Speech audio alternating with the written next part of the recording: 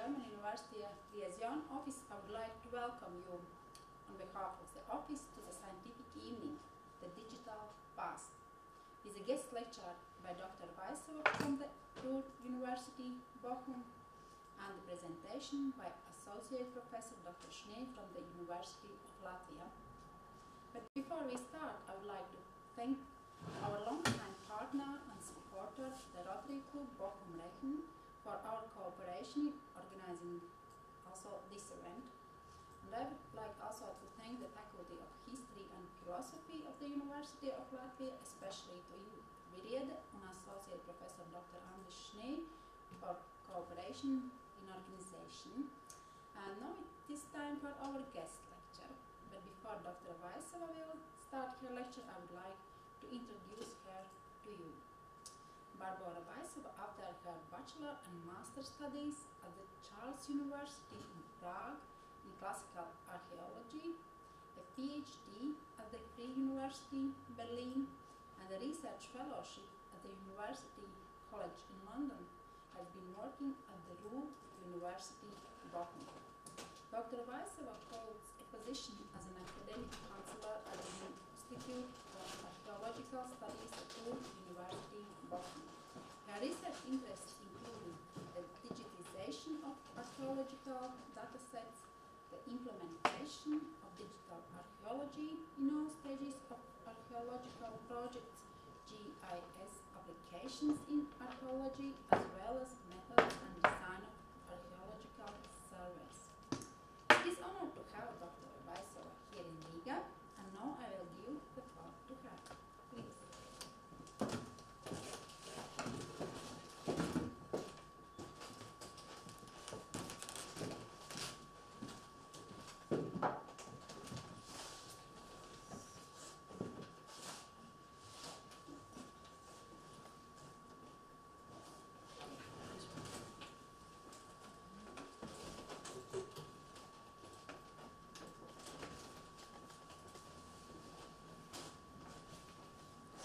First of all, good afternoon. I would like to thank very much for the invitation and actually for the organizing of the whole event. It's my honor to be here, and I have to say it's not only for the first time for me at this university, it's also for the first time for me in Riga, and I find it very exciting to be part of this evening. First of all, I would like to actually make such a short outline of the presentation, and I have to say when I was asked to give the talk, I felt kind of like it's going to be very easy. Yes, I will do that because I've been working with digital archaeology or with implementation of digital methods for the last 10 years. And since I was studying MA, actually it was always my interest and also partially the reason why I stayed in the archaeology to somehow work with the digital technology and implement it in the topic. However, when I was then really putting together the presentation, it appeared to be more challenging than I thought about, because normally I teach particular softwares or workshops with implementing particular technology, solving some problem. But to put together an hour talk about what does it actually mean, digitization in archaeology, and what stage of art we are at, I was facing some challenges. After all, redoing the presentation several times, I've decided to give you like an overview of what happened with archaeology during this last, let's say, 20 years we have where digital technology is already kind of very much approaching the archaeological data sets. I will start with a short history of technology in general, but a very short one, just to show how late basically archaeology entered the whole development. And then I will go to the two main activities of archaeology, to excavation and survey, and demonstrate what happened with these two things, with these two methods during the last 20 years, or how it actually looked like before we used digital technologies, and what are the challenges archaeologists are facing during their work in the field right now. one of the inherent parts of the archaeological works is also archiving the data, and it's also one of the heritage parts and one of the most important things actually after the fieldwork. Fieldwork is only fun when one then thinks about how to archive the data. And there happened incredible giant step between the analog archives and the digital archives, which I would like to outline, and then also to speak about what's going not only nationally within archives, I focus on Europe actually, but what happens within Europe when we are trying to cross the national barriers and connect the archives and somehow make the data sets searchable within European archaeological data sets. I hope to make also some optimistic outlook what can happen in the future and what we should actually do to keep a good practice in digitization in archaeology. For the introduction, I've chosen these two pictures. It should be slightly like a trigger of how do you feel, and maybe to make you more into talk. When we imagine how we look for the data, how we search the data. For instance, for me, I still imagine me rather like this guy from the end of the 19th century. This is a painting from Johann Hamza, a gentleman reading in a library, and I still have this imagination of myself, sitting in a dusty library, browsing the books and trying somehow to find the data. And this procedure means that you sit days and you actually open the books, you open up the lexicons, you are trying to find how the data are interconnected, and you are trying somehow to put together your thoughts. This is something, I don't know, maybe younger students don't have this imagination anymore. Maybe they imagine themselves like this. But basically, when we think about what we do when we search the data, we do what young boys is doing. We just sit at the laptop and we Google. We use Wikipedia, though we don't say it really loud, very happily. But anyway, on the first place, we do digital search, and then when we already know what is in which book and where the book lies, we then go maybe to the library and check the book. But if it's not necessary, we rather stay at a computer and just find the book in a digital form and read it in digital form. And this should be the trigger, like if we ask if we need to go digital, if we need to make our data digital, if we actually, why don't we stay as we are? We can also work on our projects and do the things as archaeologists on paper. It's safer, as I will show. It's much easier, and somehow it saves the data because they can survive much better when they are on the paper. But nobody would ever read them, because when we look at what we do and when we admit that we actually most of the time just use the computer, we need digitized data to present them, to put them online, so we can actually at some point expect somebody to find them. Because otherwise we create a very great, our own knowledge and data, but we don't share it with anyone. And basically, how did we get there? That's the question. Because it wasn't like this. We used to read the books. We used to go to the libraries. We used to travel around Europe and just visit the greatly equipped libraries. And we were searching for the published literature. It happened all with computer, of course, but when we look at how long the development is, it starts in 41. I took here only the really first outlines, and basically in the 40s we have the first everything. We have the first memory, we have the first modem, we have the first program that is able to store the data, because I mean, in 50s when you were using the computer, usually you never remembered anything, so you have to program everything. It was very much on the first stages, and archaeologists, of course, were not using the computers at the time. But this is where economy, where other scientists start to play with the idea of using the computer. and start to embed it into their workflows. So they start to think about how can we actually use this for our workflow. Archaeology is here entirely out of the question, and then the very important thing is the internet. Maybe an interesting information, I don't know if you know it, the internet was actually developed because of universities, or it was developed at the universities, and it was developed because universities wanted to share the information. And in '65, for the first time, two computers in the US were connected for like 10 minutes per dial online. Then the connection died, and then they were trying to make it better and actually make it work. And the first like pre-internet was called ARPANET, and it was a kind of internet enabling us to bring some data online, and it actually worked connecting 4 universities in the US. It took another 20 years until the internet really starts to be usable for us, and not earlier than in '98 with Windows 98, which integrated the browser of the internet to the computer, and with '99, where there was the first Wi-Fi router and first connectivity for a PC in a laptop. We are entering actually the digital world, and this means that this ability of all our devices being connected with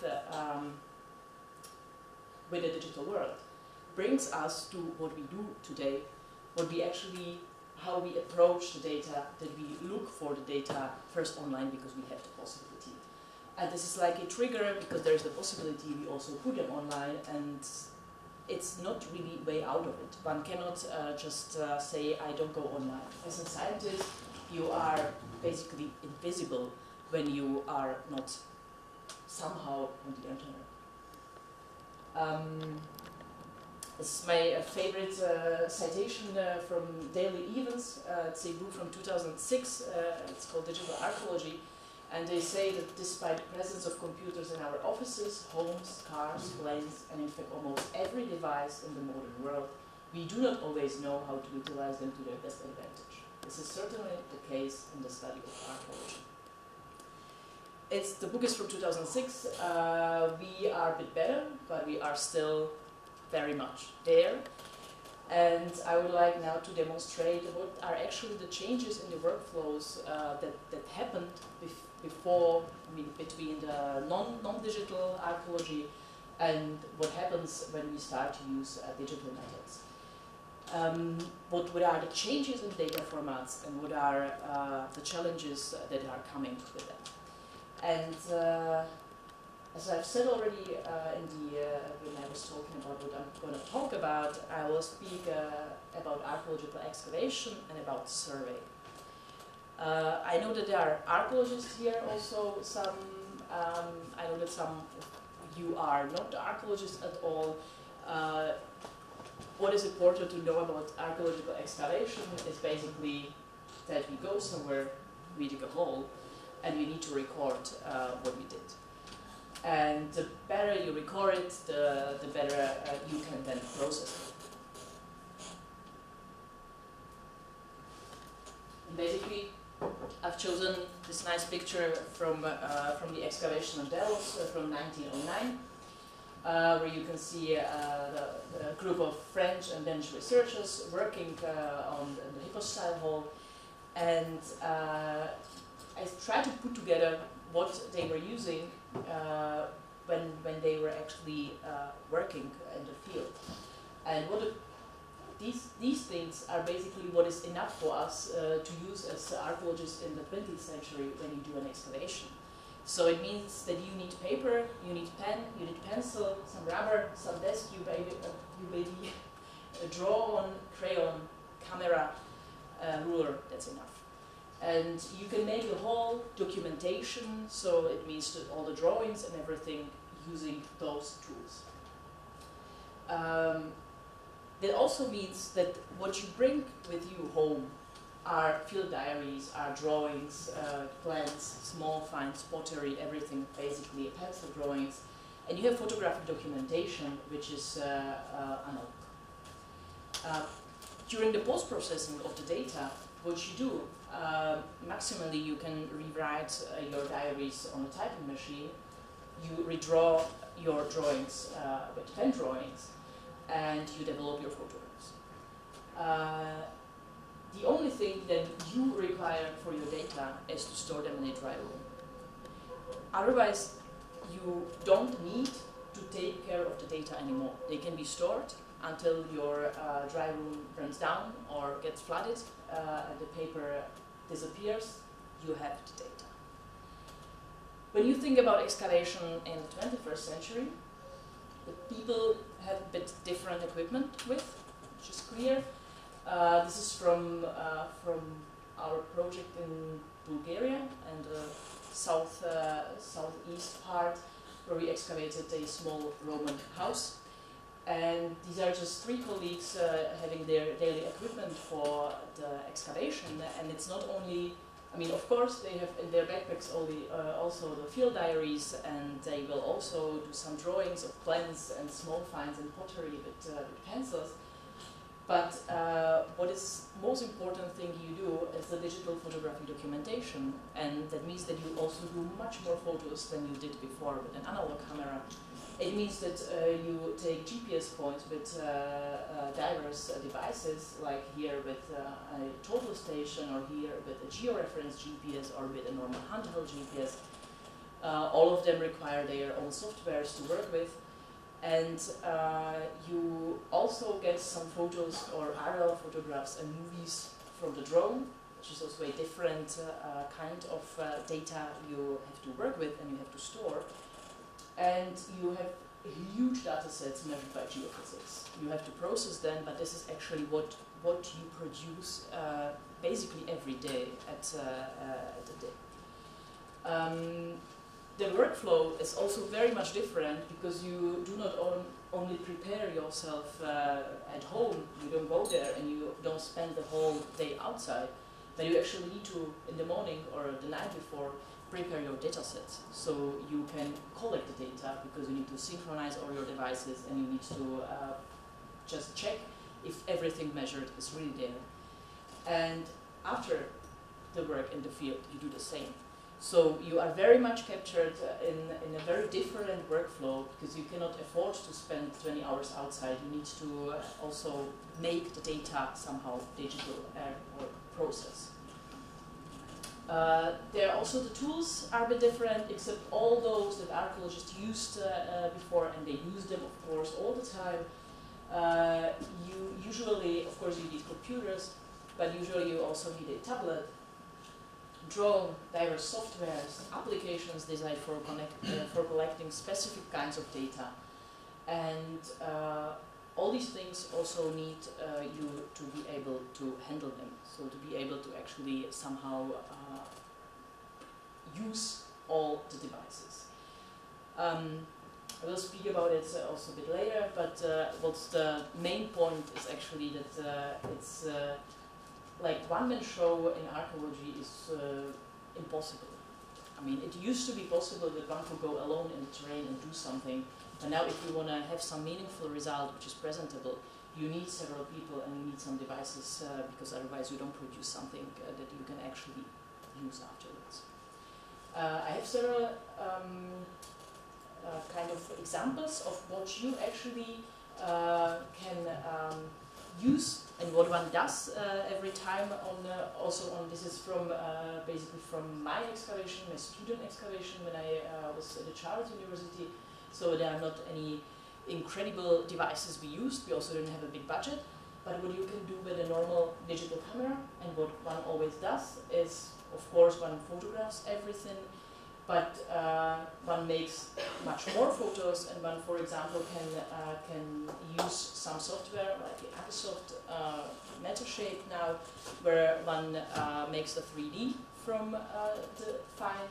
You can see that not only 3D is very modern now, and people use it because they can do 3D, and you can hear it very often that I have the feeling, at least in archaeology, it's very often the tool you do because you do something special, but you don't search within some answer on something. But besides this, 3D is very important for many things. For instance, here you can see on this discus really how many tiny details one can recognize on the helmet and on the discus itself, which one in the real photo and actually basically in the reality as well. One could not see so many details as one can see on this structure from motion result.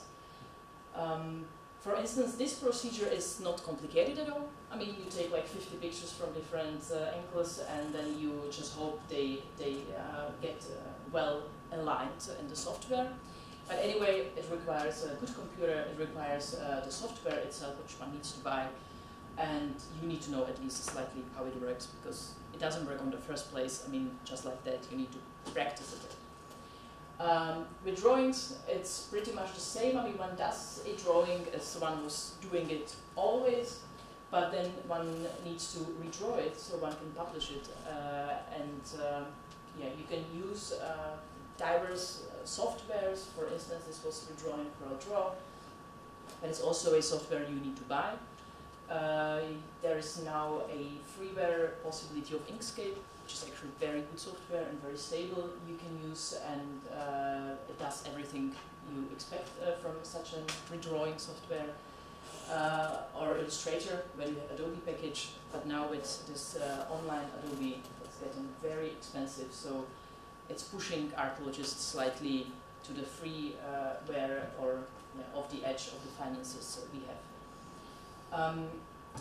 But you can see that there is, in the workflow also, there is a bit different thing. One can do much more.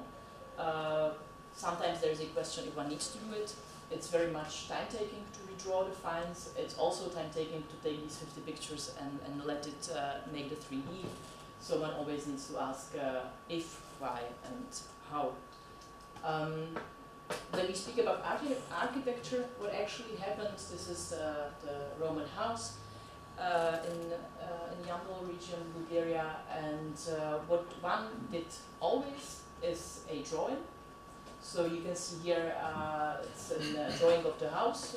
It's 1 to 20, so you can imagine there are like 50 papers which one needs to connect and somehow make an idea about how it looked like.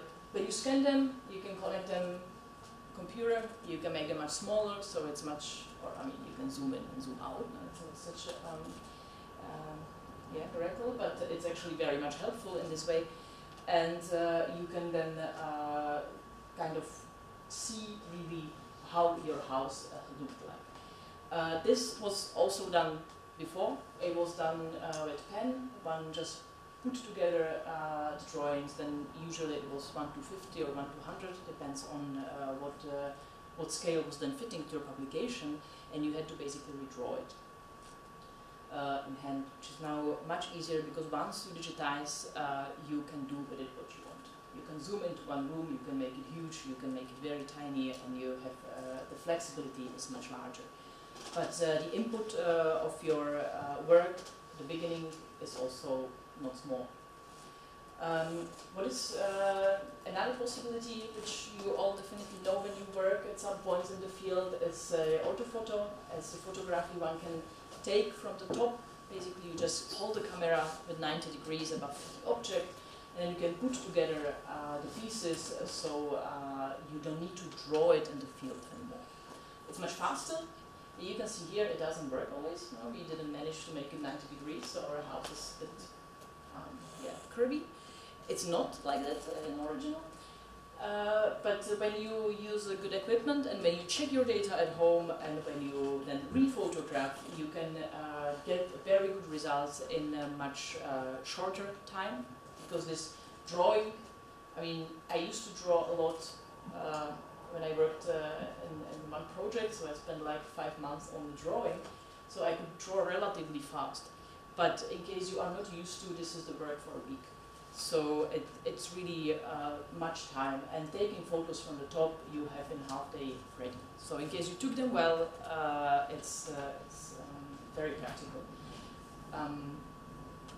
what one can do more now is, like, of course, you can take a aerial photography with a drone, and it's kind of the best way what you can do, because you can see that here the weird wall is not there anymore, and it's everything very much like it looked like in real. Moreover, for instance, here was a huge tree, so one had to fly really low, like a meter above, so it's connected from thousands of photos. It took a long time to connect it, but it's for the first time you could see the house like this, because one could not see through the under the tree. So that's a very, very good thing.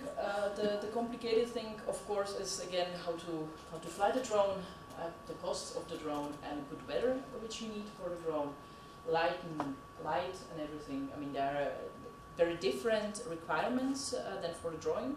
I mean, except rain, which you don't like when you draw as well. You don't mind when it's, for instance, windy. When it's windy, when you use the drone, you can fly anywhere.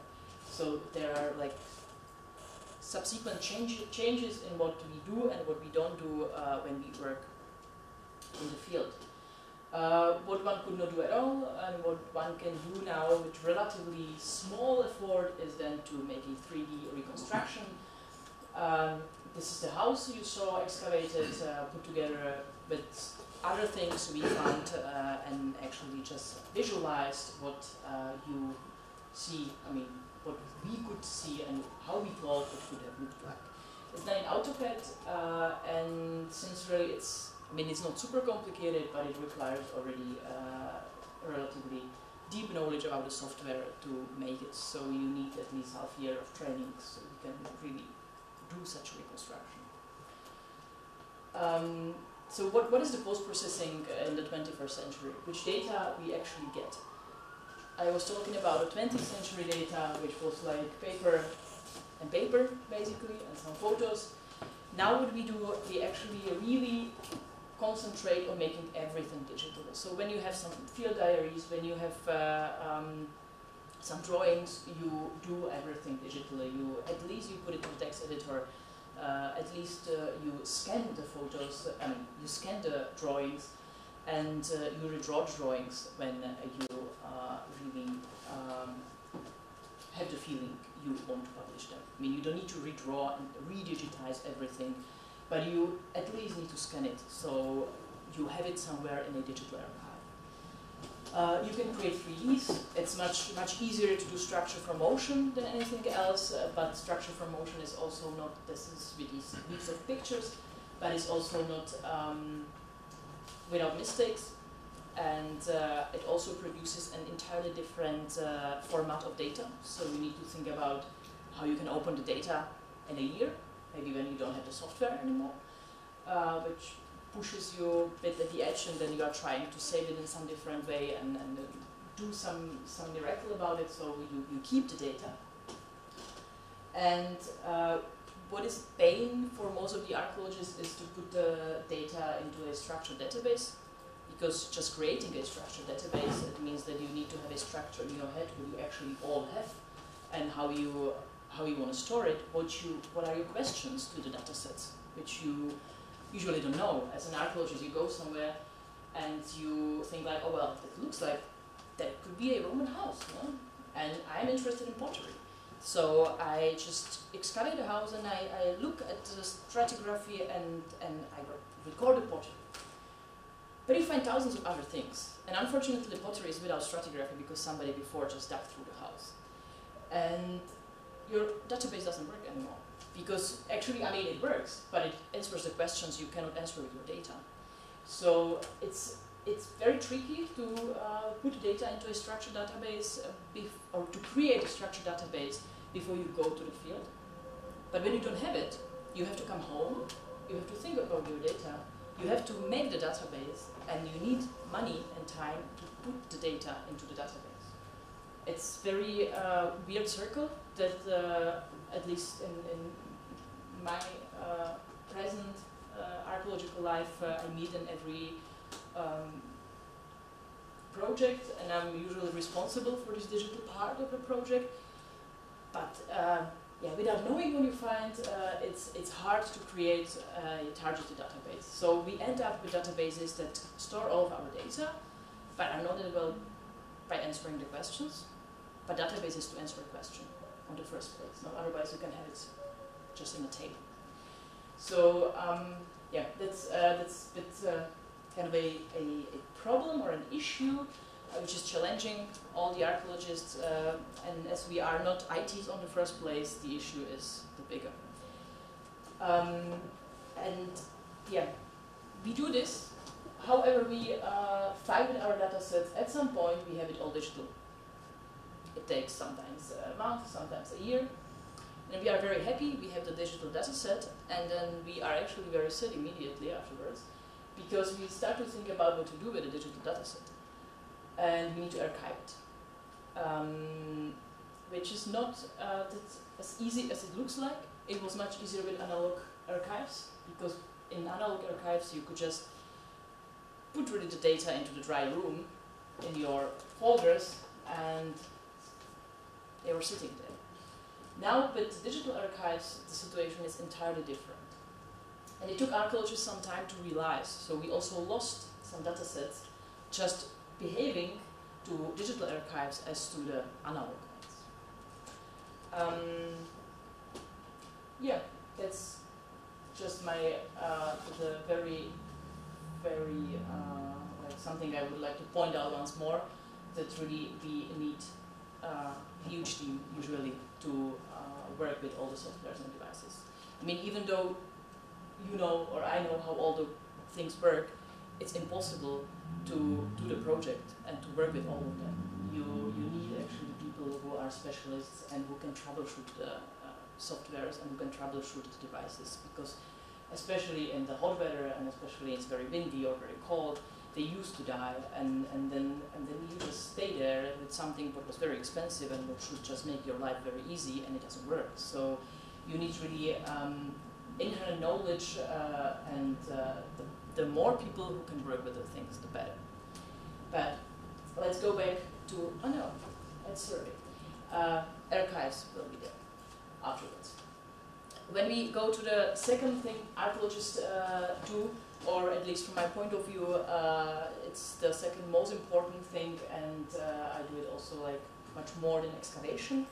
It's a survey, and basically, what is a survey? As you go over a land, you don't dig a hole, you don't do anything destructive, you just record what is on the surface. And survey in the 20th century was very romantic and but very demanding activity. I used the survey from Professor Lohmann from Attica project. It's a survey which was embedded at the Rūras University. It was running from 1980 till early 2000s. And Professor Lohmann, basically what he did, he took these old Russian maps that are from the end of the 19th century, and he went through with his one colleague through the whole land, and he checked all the red points because they might be archaeological remains, but he checked also all the other suspicious things around, and he recorded. But how he recorded it? He just always made a copy of the original map, because the maps are also very valuable, as they are from the end of the 19th century, and we have at the uni the whole original set of them. So he copied them all. He kind of zoomed in the copies, so he could also see something on, and he just draw what he saw. So now we have like 50 these huge maps, which each of them has like another 50 outcuts, and they have these tiny points, and at some point there is something at the side, at some point there is something at the diary. I mean, he's very systematic, and it's very well recorded, everything, but it's what he used. He had his map, and he did analog pictures. So based on the numbers, you can somewhere in diapositives archive find a nice picture of the find. In 1994, as one of the first archaeologists, he bought a handheld GPS, which is kind of an oxymoron because it's such a device. But it was one of the, I think 91 was the first handheld GPS, and it had like 5 kilos, and it took some hours until it took a point, but he was already also making a geographic, really GPS points, which slightly then changed the whole character of the dataset, because you all of a sudden had also some digital data, but not really, because what they did to fit to the whole other things, they just wrote the GPS points, the coordinates on the paper. So you have also a kind of huge amount of records about the coordinates written on the paper. But this is somehow how the survey looked like by the end of the 20th century, but actually also in the 18th or 19th century. I mean, there are not many differences. There were not archaeologists at the time, there were travelers who were exploring the land, but they used a very similar system.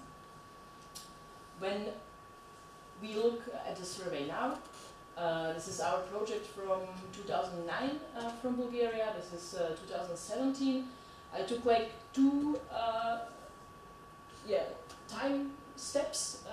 They are almost 10 years from each other, and just to demonstrate how fast is the development of the digital techniques also in archaeology, and how, like, face it, is relatively very demanding. In 2009 we used this PDA. You can see it's a very small device, one really needs to fight with it to see something on the screen, but we were super happy to have them, because it was, it was, since we're an American project I joined, I would never ever get such a thing from Charles University at that time, because we didn't know that it was existing. And in 2012 we bought our own one, no? But in 2009 it was super new thing. And you have a special GPS which you need to put in, and which you need to always somehow play with, like at least 20 minutes until it finds itself and until it makes the points. And then, but you can already have the map in a digital form in this tiny screen. So you can at least, or we could at least slightly navigate using this, and we could draw polygons or whatever shapes on and number them. So then with this, like a paper documentation, like special forms where we are describing what is inside of these polygons, we could actually go farther. But we spent at least 4 hours every evening doing these two things together, to like redigitize all the forms we did in the field. In 2017 we did another survey where we were recording only burial mounds, and because I worked on burial mounds for some years, I did several forms on like what we need to record, how, etc. Paper forms.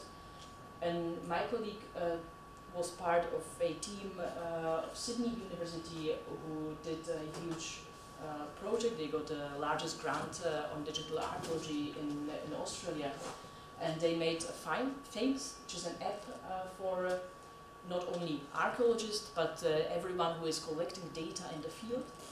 And this is basically like pool of some functions you have, and you need to customize your own collecting app. But you can find it online, you can download it, you can check it. Because I have everything prepared, they actually made me this collecting app based on my forms, which is like one of the apps you can download and check how it could work. And it means that actually the app is guiding you through everything you can write down. So you have tablet, as you can see, and then you just go to the burial mound and you record everything into one tablet. You don't need anything else, although we still use cameras, because DNR-GS you can never do with a tablet, so if you want a digital negative of a photography, you need to use a huge camera, and we use GPS just in case the tablet dies, because you have some backup. But you can see the equipment of such a group of people. We were actually 5 teams collecting data. Is entirely different. You also need to set up your home server. You need to have your own battery when the power dies, which happens very often in these countries, that it's not that stable. And actually, when your server is run out of energy, it usually needs to then all the settings, which takes like a night to do. So you are very much trying to keep it working and running. And there are many other tiny things one needs to think about, and all these cables and things which you usually also cannot buy when you go far away from the places where they are normally sold. So you need to take a real package with you just in case something happens. So what we do with the data afterwards, now actually when we collect them in a digital form, we have them digitally. It's great. We don't need to digitize them. We can start to interpret them, we can start to analyze them without this digitizing step. For instance, this is a map of funerary monuments we did in 2015, I think. It's in nearby Iznik, it's northwest Turkey. And we spent like a couple of days checking the positions of all the funerary monuments. Then we put them on the map, and it's called viewshed, what you can see here, and actually you can see what connects the view of all the monuments. So what's brown, all the monuments can see, basically. We were just trying to find some pattern because the monuments were so weirdly thrown into the landscape. So there is an entirely different world opened to your data when you have them digitized. But this is, for instance, done in a GIS, in ArcGIS, and it's not very complicated analysis, but already you need to know how the whole GIS works.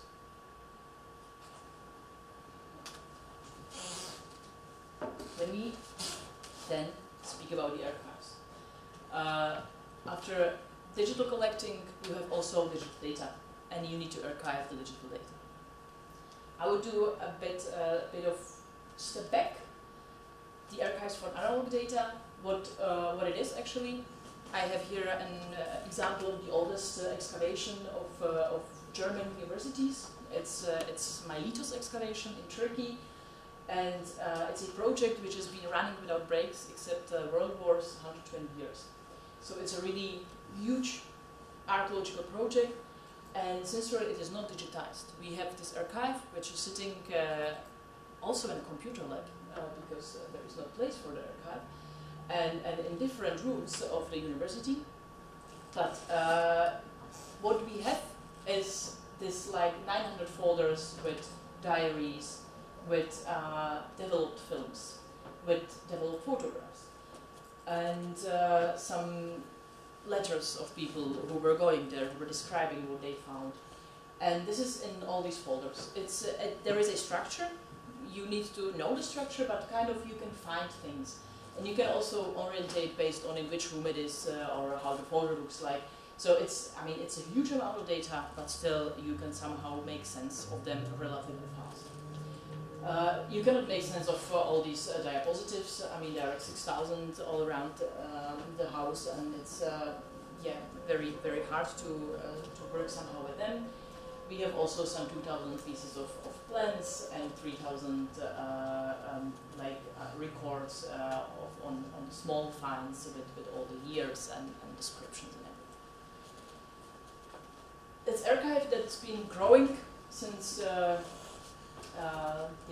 1891, and except some of the papers got a bit yellow and some of the things are maybe outdated, still you can use all the data. Still you can check what we found or what was found, and you can somehow work with it. But what you do with such a data set, it's nicely sitting there. And I think every uni has at least one such a data set, maybe not from such a long excavation, but it's a data set that is there, and it would be very nice to show it to the other people. It would be very nice to give a possibility for people to see what was found, because these things are mostly, for the most part, not published. It's almost like a treasure that is just hidden there. And already from the 90s, there were the first digitizing projects of trying to digitize the analog archaeological data set. And there was like a boom in the beginning of 2000s, and what was the main requirement was the budget and the manpower. One needed money and one needed people, and one just digitize it, and it would be digitized, it would be great. I mean, it unfortunately doesn't work like that. So the most important thing is the concept and your plane of the sustainability. How you take care of your digital data. That's the problem with digital data, or maybe not problem, but it's a difference from the analog data. The digital preservation is like something you need to do constantly, instantly. You just cannot put it somewhere and leave it 10 years. Then you cannot use the data anymore. So when you make an archive of digital data, you need to count on the thing that at least once a week you need to check the archive and update it. This was not the case in the first archives. I have just an illustration here for the floppy disk. It's rather like a fun, but it was something produced for 30 years. The first 20 years it was also used very much. It was also the only one medium one could use. Now you cannot find a reader for floppy disk. And sincerely, in my Litus archive, the first trials to do some digitizations are on floppy disks. So, I mean, I have them now there on the display, just showing people that we have also floppy disks, but you cannot use them anymore. So, it's very much challenging to make this creating of digital archives, and it's very different flow of money you need to plan, because you need someone who takes care and who keeps up with this very fast development of digital formats, of digital creating, and of clouds of everything you just need to do to keep your data available. Yeah. What happens with our digital data? It's even more responsible in a way than in case we collect data digital. We don't need to digitize them, but we need to create them. When we don't create data we collected in digital form, we lose them. And there were many archives for digital data that just didn't work anymore because there was no money. This is the great example from United Kingdom. It's the best example. It's the longest working national digital archive. It's ADS, the Archaeological Data Service, which is actually an archive which from 1996 until now works and stores the data. And you can see the beginnings were like 2 members of the staff and £60,000 per year. But now, or actually now it's from an article, so 4 years ago, 14 members of staff and £750,000 as the budget. It's growing, but not as much as the data they are saving. They are really very efficient in their work. And as of 2016, they had like more than 2 million files. But what is a very interesting number, which I would like to point out, is this one. 21,000 processes carried out on those files to ensure their long-term preservation. It means you store the data. The data was totally streamlined, nice, perfect. But when you count it down on these 20 years I speak about, you do like 1,000 per year with each file. So you really, and it cannot be automated. Some of them you can do automatically, but some of them you need to do hand. So it means that you actually, it's a full-time job to keep the data set alive. It's a full-time job for not one person when you have 2 million files. And this is very much to be kept in mind when you start to create something digital, that you need to have future. Now the projects already have, like when you apply for a digital project, you need to have 5 years plan. They are trying to push you somehow so you have 5 years plan, but it's also enough, I mean, for them. And it's, yeah, you cannot make a plan for another 200 years, no, it's going to be with your data. But somehow there is still the threat, then your data will just not be available anymore. What ADS managed as the only archive I know so far, they were financed for the first 10 years by annual grants of the British Council, and it appeared, of course, not to be a sustainable project. They had to always ask for every year for a new money, and I think it was in 2001 or 2 when there was a crisis. It was actually archaeological archive was the only one archive from all the archives the British Council was before financing, which kept the financing, and that's only because archaeological data you can never digitize once more. When you lose what you excavated, when you have it only digitized, you cannot excavate the same hole twice. So it means that you just lose the data. But anyway, it was clear that this concept doesn't work, and they came with a great concept which is used also in America, which is called the polluter pays. So it means the investor who is building somewhere and because of him there is a rescue excavation, needs to pay for this. And it's already in the contract. So without that, you cannot excavate. The same is also for the universities, also a bit different because universities almost never, never because they don't have the money they don't pay their own projects in the field. They ask for money, they ask for grants. So there is the necessity when you ask in Britain for a grant to build in costs for these ideas. Unfortunately, it doesn't work like that in many other countries. It needs to be changed, but this is a concept they came with which is very good, at least I think, and which could bring us somewhere farther.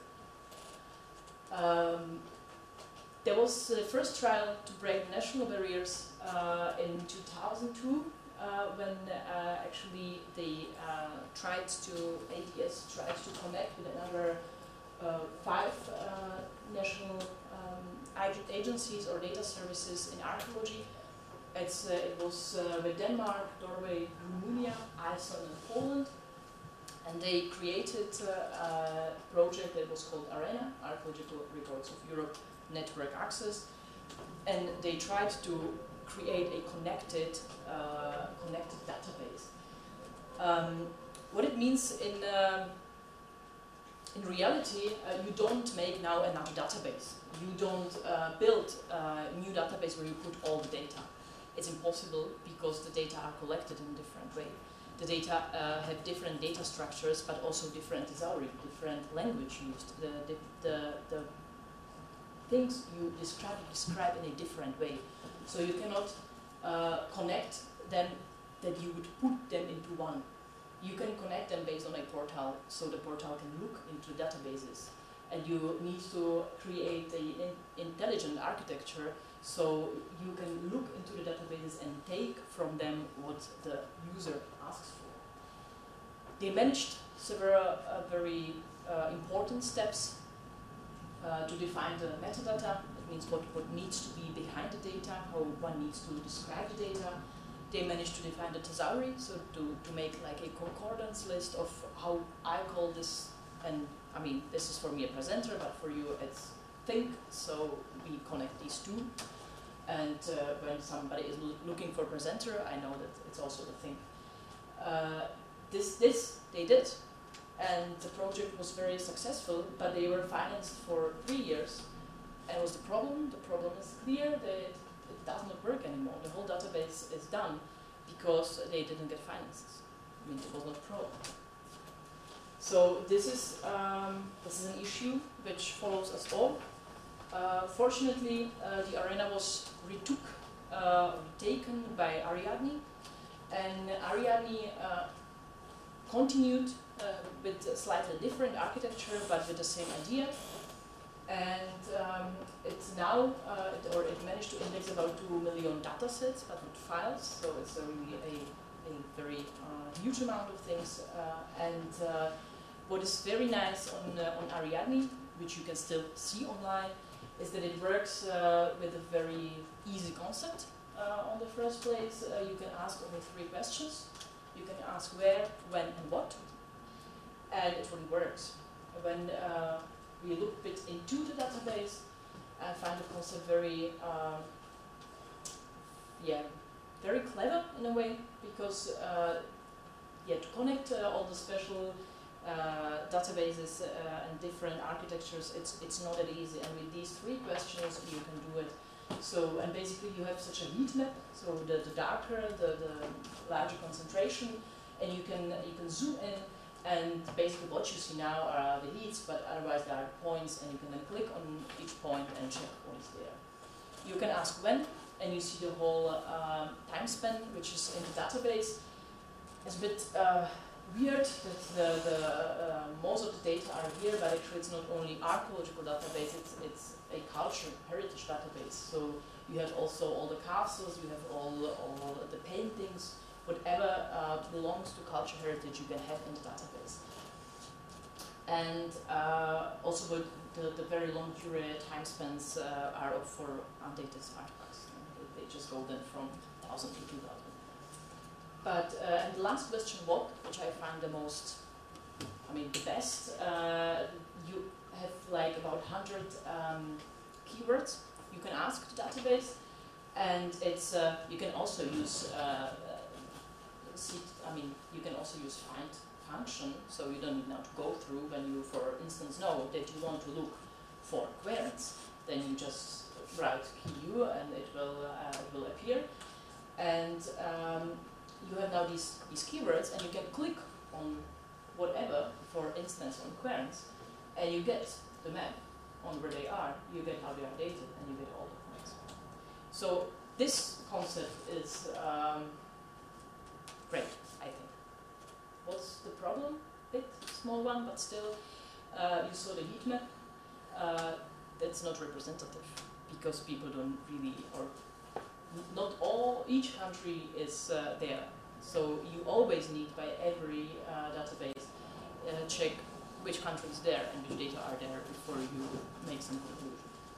But anyway, when we go back to the man in the library who is looking for this, such an information to find is almost impossible in one library.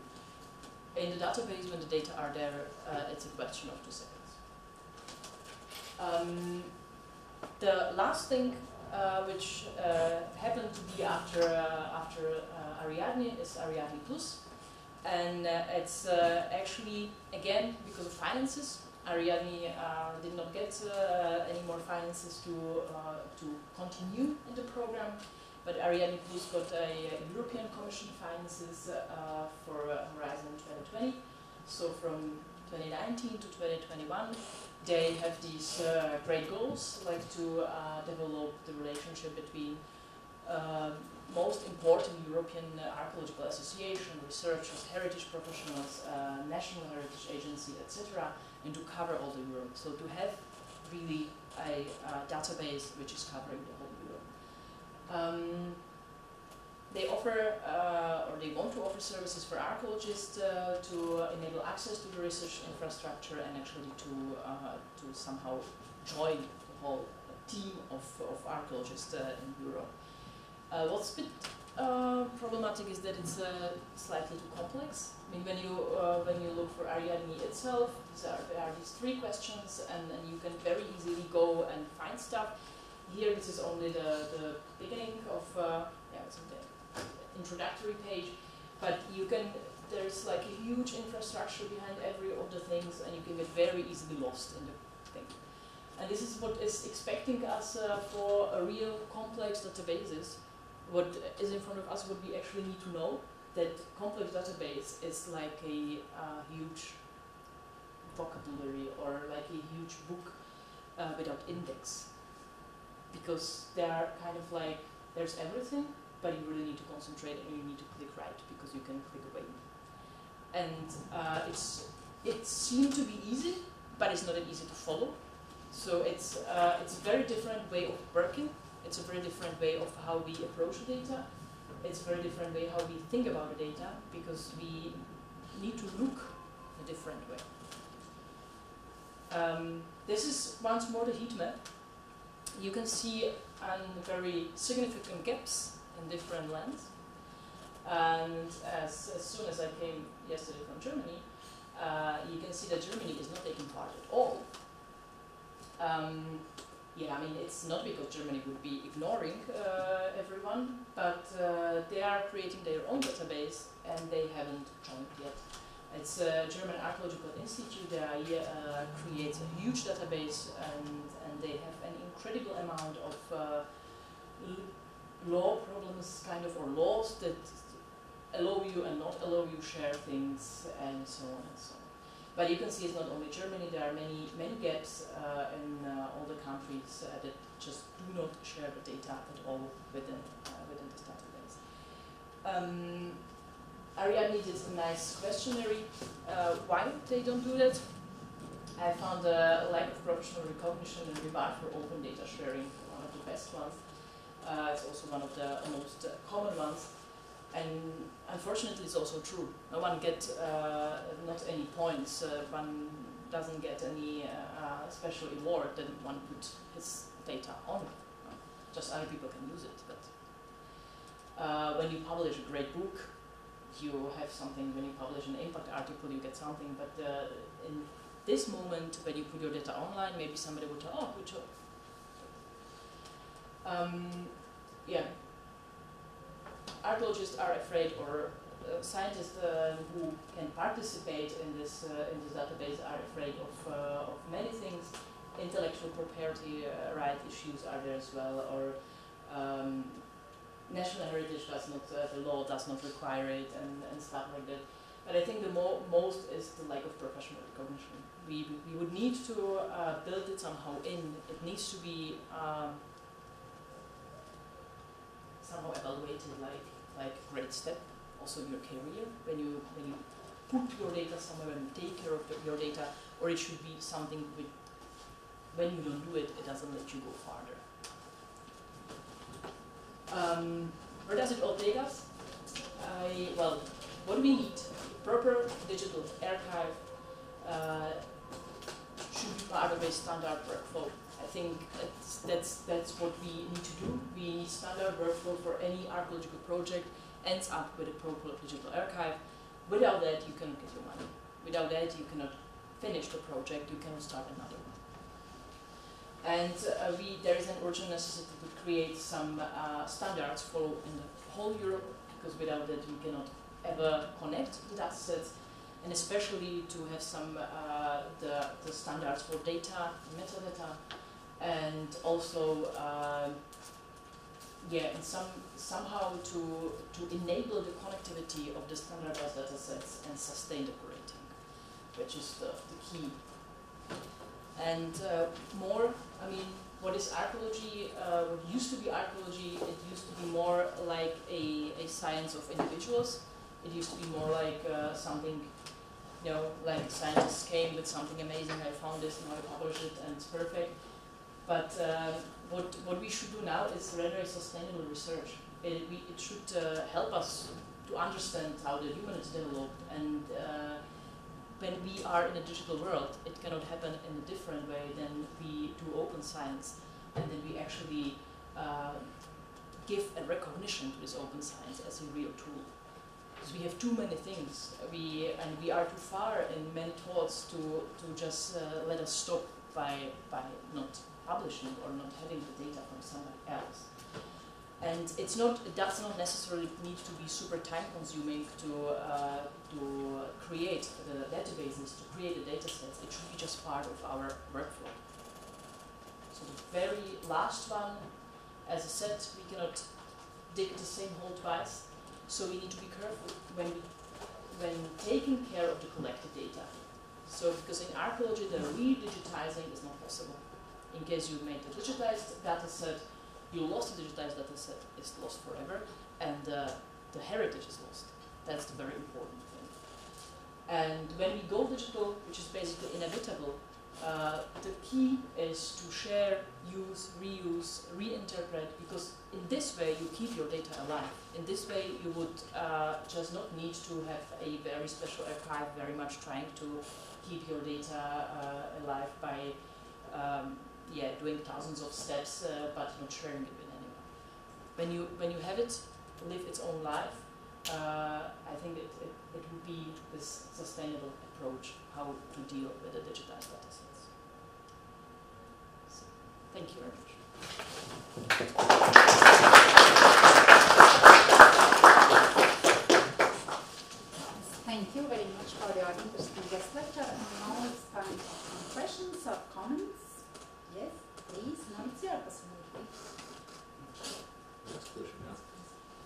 thank you very much for the presentation. I totally agree with you about this open data sharing. That's the second half of your presentation. The question would be about the first half. When you talk about software and approaches to digitizing those archaeological data, basically what you showed, there were commercial programs like the Coral Draw, which is definitely not for drawing like tiles or so. Yes. It's publishing program.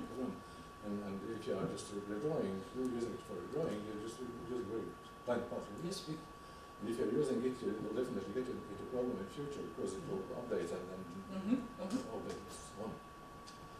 And most of the things which, when you're talking about financing, it's about financing such programs, such commercial programs, which are not, let's say, they're not sold for archaeologists, they're sold for general use and basically for different programs.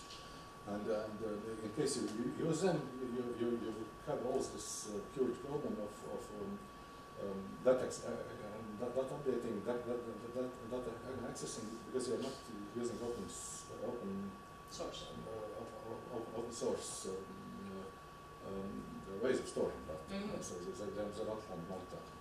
So for me, as an organization should start as a really beginning, and then it's much easier to share the data. Databases would be much easier to update and store because this source would be normally really long time. I mean, you're perfectly right and totally right. It's a very valid thing which is followed for the last like 15 years in different countries when people start to also what my colleague did with his FAMES in Australia. They created a database basically, or app and database that is collecting your data, storing your data. But and it's all open access. It's PostgreSQL basically, so everyone can actually enter, everyone can work with it, and you can download it by yourself from GitHub. But it has so many bugs, even though they were working on it for 3 years and they had real ITs who did it. And it's so complicated to customize it for yourself that it's not, I mean, the solution is great, but actually you need at least one IT and a team who comes with and who is dealing only with that. Because exactly when your server does overnight, and it happens at least 3 times in 3 weeks, nothing works. No? You have the nice devices, but they cannot synchronize, you don't know where the others are walking, and you are all of a sudden entirely out. Of course, when you have the IT, then he spends the night recreating all your structure, and it works. But I mean, it would be a step to go for such a research, but for instance, in Germany, I don't have the feeling that it would be possible.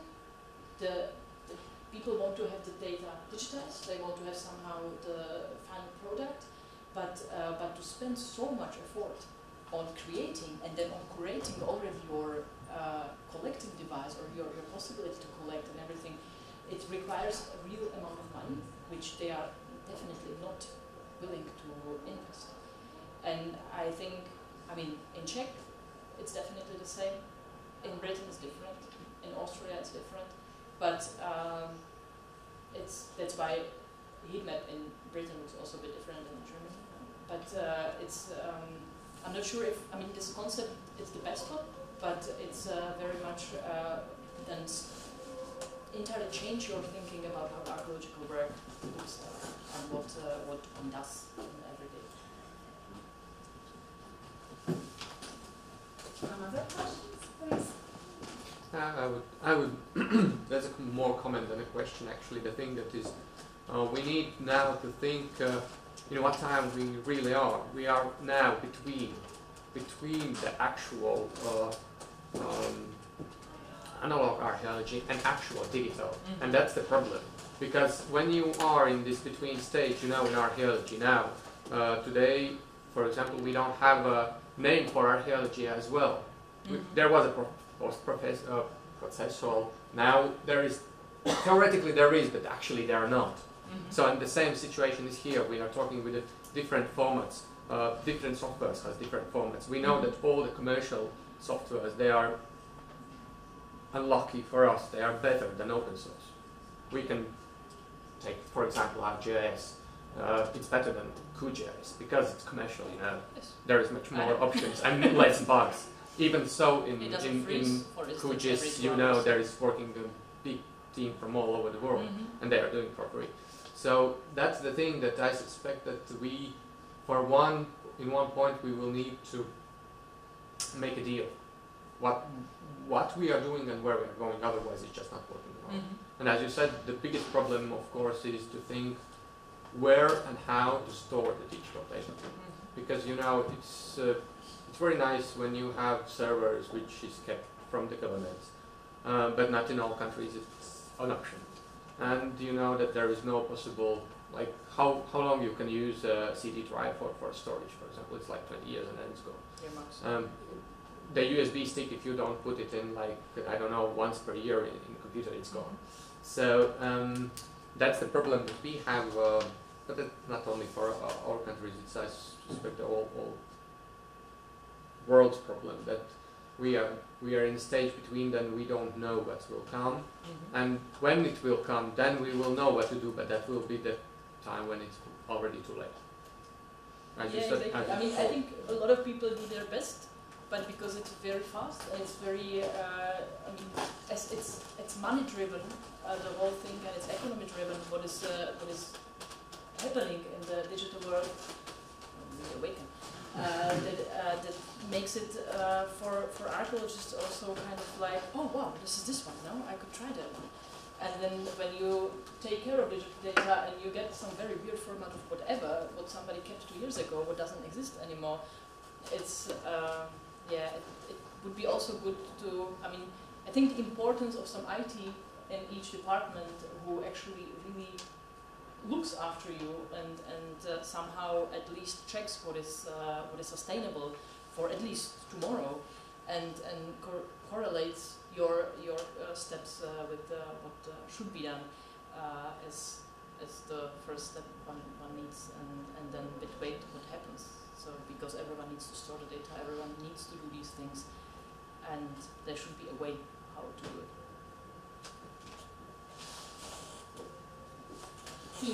There are no more questions at the moment. I would like to thank you. Thank you very much. Yes, thank you. Thank you. Thank you very much. Now I would like to use the possibility to introduce our second speaker today. I believe that many of you know him, but for those who don't know so much about him, Dr. Šnē is Associate Professor of the Department of Archaeology and History of the Faculty of History and Philosophy here at the University of Latvia. He deals with a variety of topics in his research, including the Viking Age archaeology, social archaeology, history of historiography, and heritage management. He is actively publishing about these issues, also being involved in several international research projects. Dr. Šnē is also a member of the European Association of Archaeologists. And now the floor is yours. Thank you very much. Well, dear friends, I will start with indeed two strange things, I shall say. First of all, I indeed feel quite strange speaking English for most of my friends and colleagues and students in audience, but still to give opportunity to our honored guest lecturer to hear and understand something about our Latin archaeology. I shall try to continue in my English language with these issues. And second one, yes, Ms. Yeva already said that, well, I have several interests and directions of works and activities, well, but I can't consider myself not at all to be digital archaeologist, well, probably most old-fashionable man in the room here. But still, I do believe that that's questions that we have to think and what we have to discuss. And contrary to usual practice, I would like to start with two conclusions already in the beginning. First of all, situation in Latvia concerning the digitization and actually usage of different softwares and programming is not so bad as it would expect, as we would sometimes expect and like to thought about that. It's quite good, I would say. And second one, mostly we are using these digital possibilities and opportunities for visual representations. So we are quite seldom using them for, let's say, inductive purposes, for intellectual reflections, and so it's indeed visualization of past or artifacts or sites where we had achieved, I would say, quite good results of that. And so what will follow? That's actually some series of pictures and screenshots about some, I would say, good examples. I'm not going to talk about bad examples that we had here or undeveloped projects and so. This would be some, let's say, some very self-sufficient presentation about ourselves. So, one more point. I shall start not with archaeology, but rather with history. Barbora mentions that while every more or less serious university has its own archive and collection of archaeology and something like that, well, it's not the case of our university at all. We have some unsystematized and not cataloged data and pictures and records and so, but well, we don't have any, in faculty, for example, any archaeological collection, for example. So, despite the fact that archaeology started along with University of Latvia in 1919, when Faculty of Philology and Philosophy was established as one of the first faculties in the University of Latvia, and actually that was the beginnings of archaeological education and archaeological historiography in Latvia. So it's not very long-term period when we can speak about some archaeological activities in historical perspective, and maybe that's also influence that in the early 21st century. I would say that our archaeology is quite open to different new methods and new approaches. Well, maybe not so open to some new theoretical and reflective approaches that also relates to the question of how do we use and how do we understand what is digital archaeology. And I would say that we are using, and it's not only the case with Latvian archaeology, it's quite general and I would say widely expressed view that it's first of all its method. Its method, it's not reflection, it's not interpretation, it's method how to deal with archaeological material and archaeological heritage.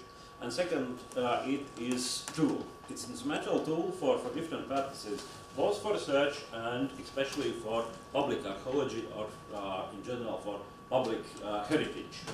And it's quite popular and common nowadays to use different digital methods and tools, for example, in surveys of archaeological sites and landscapes. And it's indeed part of archaeological research to use these non-invasive archaeological approaches, for example, usage of LiDAR data, ground-penetrating radar, and things like that. That, of course, leads us to the next question, data collections, data archives that already Barbora discussed, and how we are going to process with already acquired amounts of data and what will happen with them, let's say, after 10 years.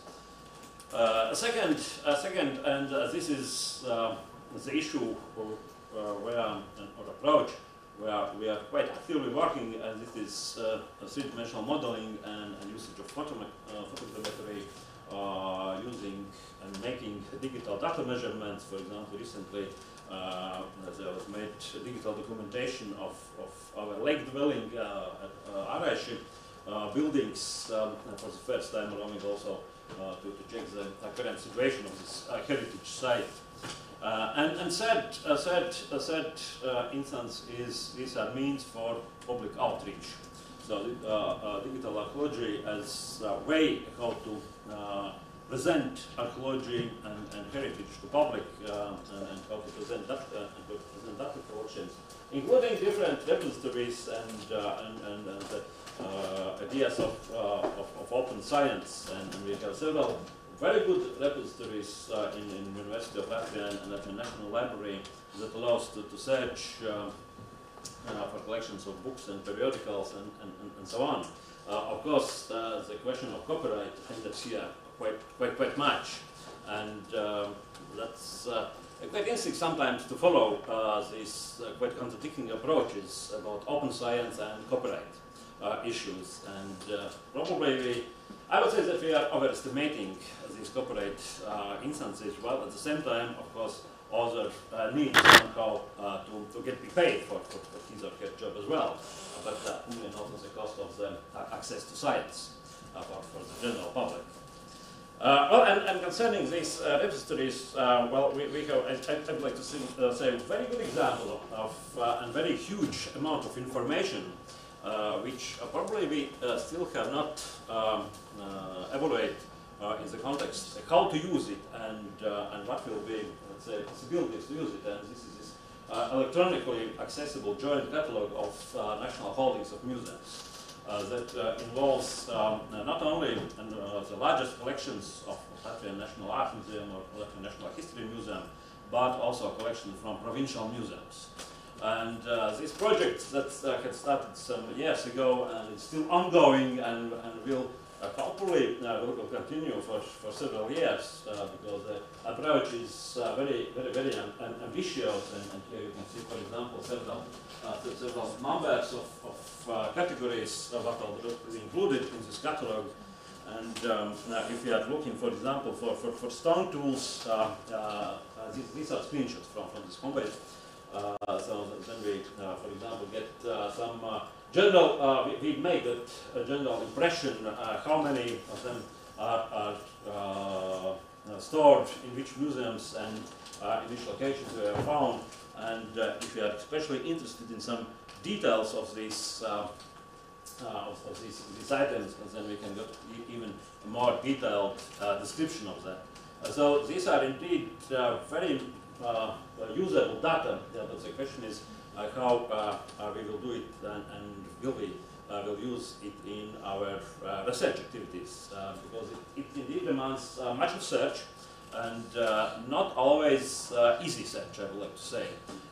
It's not very searchable, but anyway, it contains lots of information here. Next example comes from other approach, and it is issue about modeling of landscape and of archaeological sites, and the project that also started some years ago and is still ongoing about Latvian hill forts, with again screenshot from their homepage. And that is absolutely a private initiative that had received support from several archaeologists and so on, and that includes several also models, three-dimensional models of hill forts and some archaeological sites of Latvia that are based on wider data. That fortunately is quite freely available and accessible in our country. So, and in SketchUp, it's possible to look and to search and to actually enjoy all these virtual games here. And three-dimensional modeling was actually, I would like to say, firstly introduced in medieval studies before it appeared in prehistoric archaeology, and it was probably due to this close connection of archaeological research and architectural studies. And for example, this is more than 10 years old, and the author of this model that also it's possible to turn it around in different sections and so on. It was who just left our room. But still, he had worked quite heavily on these modeling issues, and in several instances he also had used, I would say, to some limitation, but still some augmented reality. And well, this is issue that I found personally very fascinating, and with a lot of potential even for research, not only for representation of past. But again, mostly it is used for reconstruction architectural research purposes, not so much for reconstructing landscape or reconstructing past community or everyday life and so on. And well, so this indeed is question, but hopefully will be more widely introduced in coming years, like not called decades, but maybe years. Well, and next is issue that is indeed commonly used nowadays, and these are different non-invasive archaeological research methods and usage of ground-penetrating radar and similar devices that firstly were used in Latvian archaeology already in 1990s, shortly after we gained independence. Already in the middle of 1990s, there were first researches, maybe not too successful, but still these first attempts were made, and they were gradually introduced to much lower scale and level. And well, this is example from location of our forthcoming university campus site that is supposed to be built on this location of previous early modern fortification, and that before construction and archaeological research was also covered with repair scanning. And but nowadays it is used for also for landscape studies, and it's widely used also in Lithuania, for example.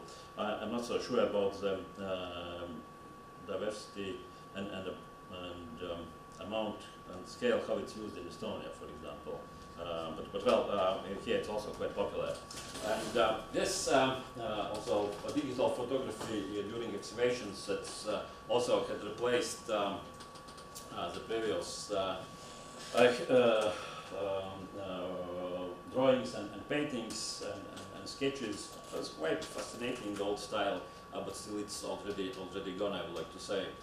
So these are well, sorry, there are two slides together. The type is different than we can see, but still. And yes, and one of the last examples about 3D modeling and photogrammetry, two case studies that were made by Marks Kalniņš, who is also sitting here, probably not hearing us. One is the 3D model of one of the most famous artifacts that we have in Latvia, the 7th century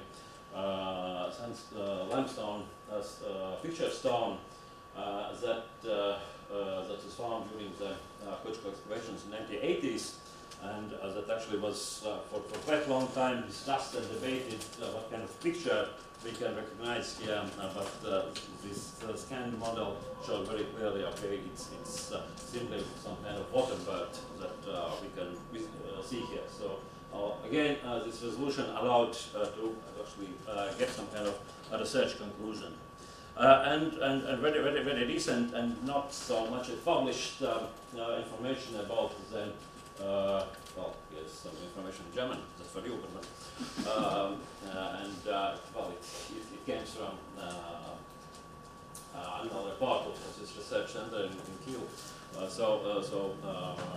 Research in Vinjukāns also with and with support of Marcis, there attempts to make some indeed big database about different data sets, and also create some, I would say, some geological models and archaeological models and architectural models that could be analyzed not only as visual representations, but already used as analytical tools. As I promised that I will be over in 15 minutes, so I shall stop here.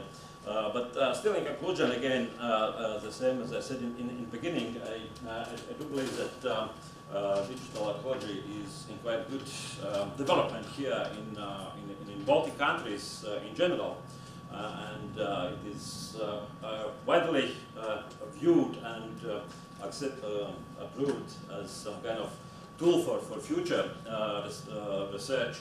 But I would be very skeptical about possibilities to get some kind of agreement of pan-European scale, as that there will be some general conditions and rules how to make data sets that will be able that will be comparable between different countries and different repositories.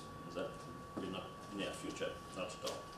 And well, thank you very much for the attention, and yes, we both are looking for your questions and for future discussions of that. Thank you.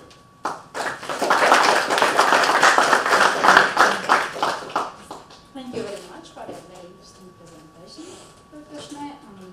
Now maybe you have some questions or comments.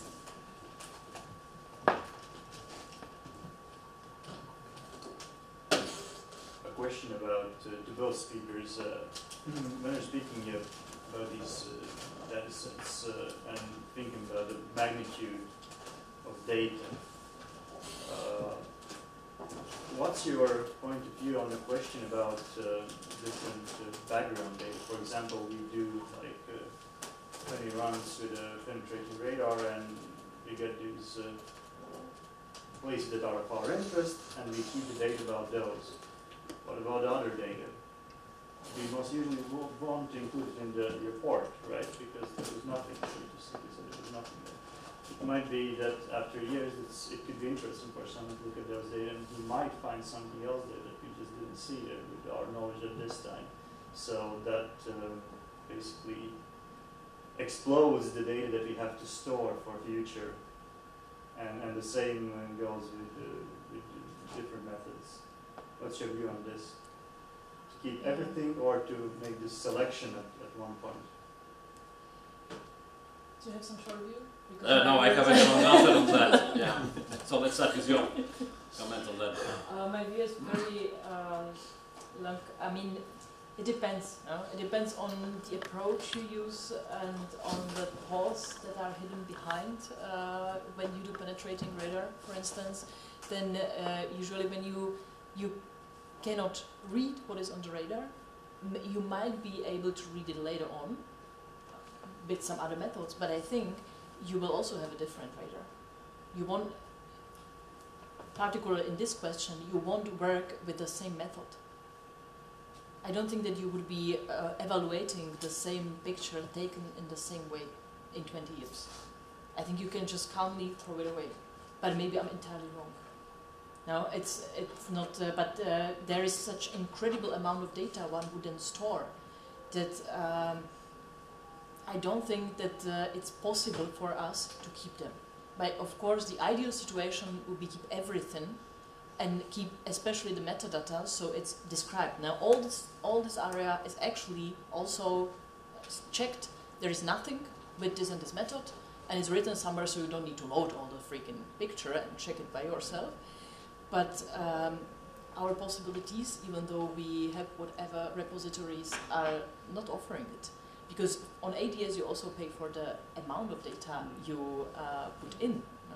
So you don't do that. Geophysicists are the only ones that don't pay for data sets, but they pay yearly because it's cheaper for them, because their data sets are so big that they would be never able to finance the projects with geophysical data. And penetrating radar is even, no, I mean, that's exactly the point. No? So you would, the repository would not take it. So it's not offered, so you need to choose. But ideally, be of course good to have them all. And yeah, it's another decision that you have to make. But you have to make a decision, and the decision is basically clear because it's given by the rules. You choose what is really valid, and but you also should write somewhere that there was nothing all around with your method. So not somebody comes in 5 years and makes a penetrating radar all around your spot because he thinks, oh my God, he didn't do this. Maybe there is something. So there should be also some like map. It's very important in whatever spatial record of what was done, even though you cannot see it anymore. But it's like also with excavations, when you excavate a place in the city and there is nothing, and you don't describe it. No, I mean, you make a hole and there is nothing, and then you cover it again, but it's not described anywhere because there was some false signal, for instance, from a radar. And this means that somebody can repeat a hole in 10 years. And it's a very also big discussion how to make this actually visible, that there is nothing, because the nothing data, the zero data are never recorded. No, it's data that it's not necessary. I mean, at some points they are, but most of the time it's forgotten. You just present what is the thing that is there, not the thing that is not there. But the not data is exactly as valuable as the data itself when it comes to archaeology and to spatial context. No, it's a bit different. I go to a different field now, but yeah, I mean, best store everything, but it's impossible, so choose. Yeah, that's the dilemma. That's actually a really big dilemma, because Professor showed that Trinucam project now is going on. I'm still working with that. From the excavation, there is more than terabyte. Mm-hmm. Where to put it? Because you know how much storage costs. Mm-hmm. Okay, yeah, we will have some place in Schleswig, GIS department. Maybe here, but nobody will.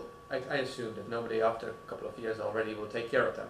So, and that's not all data. We want to gather everything, so it will be a couple of terabytes. And you saw, you showed that there is like in UK where they have archived 12 terabytes. Yeah. Come on, we have from one project like I don't know 1/6 from that. Indeed, so the repository is taking a minimal amount of information just to keep the information that it's there. But actually, I don't know if there is one photo to it. I mean, it's like that. And it's what they also say when they advertise it, that when you have a big project, it's 1% of your budget is the repository. But it also means that it's almost nothing what you put in. So one needs to count on the thing that anyway you have your own repository. With your own data you work with, this is the repository, you just show the others and enable them to see it. But how to do it with some curating of the data and how to do it with after a couple of years, it's entirely, I don't know, we are all diving in datasets now that are kind of like there, or I mean, I have 8 hard drives at home and it's kind of like, you know, I describe them always in the different colors and everything, and then I anyway put 3 in before I find the right one, where is the data. And I think I am relatively structured now, I really work on it, but library is a bit better, huh? Than books. One keeps better orientation. Well, so yeah. What do you think we should show it? I will partly agree with you, but I would say yes, that's, shall be clear from the beginning that we can't keep everything. That's an impossible task. And actually I would say that it's not needed at all. Of course, the question is which data to select for preservation and storage. And probably one way how to look at it is, again, to use this comparison and metaphor of library and archive, traditional archive, I mean. So the information what is probably more valuable at the moment and what shows the result. No one will look at your original data, metadata for after 20, 50 years. Most probably at all, there will be totally new techniques and methodologies that we have no idea at the moment, so maybe they will be much faster. Of course, for some historian of archaeological thought, that would be interesting to look, oh, how fascinating, and hardly to understand why such data were needed at all, such issue would be. But because any already data, they will be some interpretation. And therefore it's our own decision which part of interpretation we are going to preserve and to show, and which we are going to actually to leave behind us. Because general conclusion will be based on all kind of data. And the second aspect, actually, probably with this discussion, we also got to wait a little bit and to look what will happen to architectural heritage, which will indeed had already exploded from the amount of data that they had collected in all photogrammetries and things like that. And it was already some years ago when they had started discussion how to keep and where to keep this data and what to do with them. So, and I suppose that archaeological data currently is still at much lower amount. So let's look how they will decide. I have just one example, which is I was fascinated by that. It's rather lack of knowledge, but actually it was in one unnamed project which was taking a lot of 3D reconstructions. And they took heaps of photos, they made heaps of 3D reconstructions, but they wanted to reduce the amount of data they had, so they deleted all the original photos and they kept the 3Ds, which are PDFs actually, you know, or JPEGs or whatever hell it is. And all the DNRGs that they had and everything, they just threw away because it was too big. Which is, of course, I mean, it's a huge mistake. No, when one is not really sure what the things do, one needs to ask someone, and then one can delete something. But the only one thing one can delete from 3D reconstructions is the 3D reconstruction, no? Because you can always repeat the procedure, and it will be always better and faster, I suppose. No, I mean with the softwares. But I think there is a big threat of when people are trying to get rid of the data, they get rid of the data that are actually the key data, because they don't understand the data that well.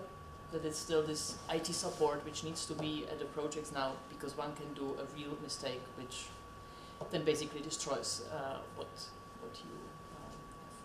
But, yeah. And then again, 20,000 raw photos, what to do with them? Yeah, I know, it's horrible. My conscience is not allowing to delete them, so. Yeah. Just decide percentage. 1 or 2% that you will leave. Yeah, well, any other questions? Please, you're welcome. Just one thought, maybe foolish, I don't know. But what about the data loss? And in the digital era, we have to take in mind that at some point the data might be deleted overall in some kind of a way. Maybe it's a machine or data storage which gets burned down, I don't know, for example. What about the backup and alternatives regarding this?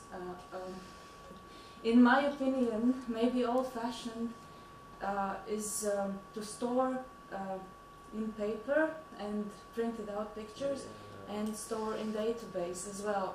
I know it takes a lot of space, but what if we lose it all and we have no backup? Yeah, well, the law for saving data, when you really use digital, I mean, you already collect digital now, so it's very hard to print. I mean, you can print, but it's kind of like you have the digital data and it's like a step back.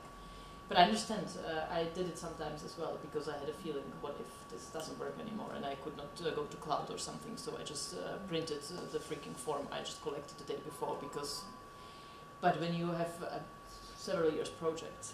Yeah, of course, yeah, you should. And, but the golden law is 3 continents. No? So you have your data on 3 continents on servers. It means that in case you lose your data, nobody cares of archaeological data anymore. No. You lose everything. The world won't be. So this is not a problem then. But I mean, then you need to follow the rule, and usually it's followed like ADS. I think they have exactly this 3 continent thing. But the clouds, they are also based somewhere, and then the clouds are based on usually in America, Austria, and Europe. And yeah, when they are not there anymore. Yeah, that's true. I mean, this can go other way around as well. If you look at the museum in Brazil, which burned down and they had nothing digitalized, exactly. So it's the other way around. So therefore, even the pictures of the artifacts, I mean, it's very, very important. That's why the database with pictures of objects are very needed as well. Just because we have an object doesn't mean it will be there all the time. So. Of course, we're not going to print out 20,000 marks pictures. No, I'm more thinking about actually not printing out the picture by itself, because it's okay, that's a nice picture, but afterwards you can't redigitalize in a way that you can get out metadata from that. There could be possibility, for example, to print down it, I don't know, in binary code, but it could take too much storage space. You should print everything on a 3D printer. Yeah. So it's already in the shape. That could be the thing. However, we don't still have developed that technology as well, because there won't be colors there, so there will be only shapes. You can color Color is by my hand, yeah. No. Well, after 5 years there will be colors as well. Yeah. Absolutely true. Yeah. Well, some other questions. You're welcome. Maybe there are no questions in the moment. I would like to thank you for your time. Oh, thank you very much. Thank you very much.